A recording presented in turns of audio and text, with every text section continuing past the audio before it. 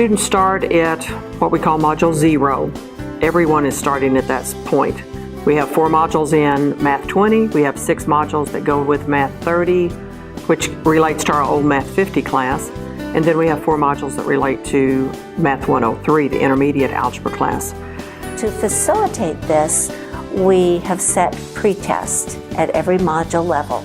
When they take the pretest, if they do really, really well on the pretest, at least an 80%, then they can skip over everything in that module and go on to the next module. And then the pretest communicates with the module assignments.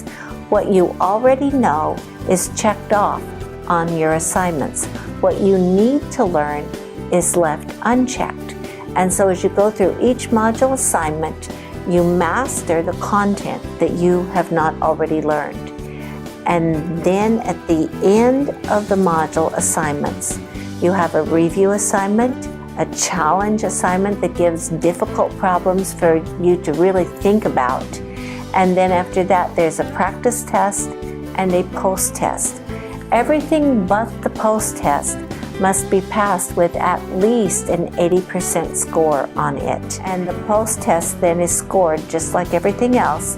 If they have a 70% or better, they are now permitted to go on to the next module.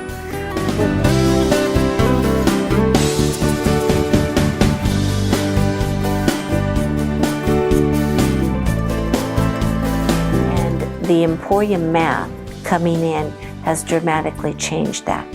Our pass rate the very first semester in the pilot program jumped to a 67%. That is a tremendous improvement.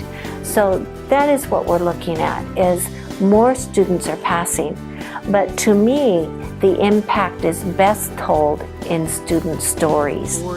I think the kids that I have talked to, all the students that I've talked to that have had my class, have been very confident after they've taken the course. They feel like they really know the material before they go on into the intermediate algebra 103 class. As compared to the traditional classes in class, we have tutors that walk around in the classroom, so it's not like during the time that maybe you're struggling with concept on the computer, you get assistance from the teacher as well as from the 2 tutors that are walking around in the room. You have a lot of support right then that in a traditional classroom you might not be able to get. On here, it even explains how to go through the problem. So if you finally get to the point that you cannot do it, click on how do I solve this, and it goes step by step by step all the way through the problem. You can pick a similar exercise, then try the new way. So I think it's a lot of support.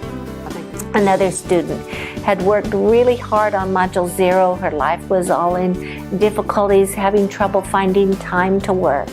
But one of the reasons why is she was kind of stumped and she didn't know what to do. So we sat down and we worked out what was causing her problems in her division. And guess what? She took her post-test and pulled a 95%. Because the problems that she was having were resolved. The things that were causing problems in intermediate algebra often were not intermediate algebra skills. They were skills that they had not mastered from down in the intro to algebra and the beginning algebra levels. And because they hadn't mastered them, they were holes in their learning that continually caused problems for them. And I kept saying, if we had only been able to fill those holes, then they would be ready for this level and they'd be doing much better. Okay, keep talking about math in your country, huh?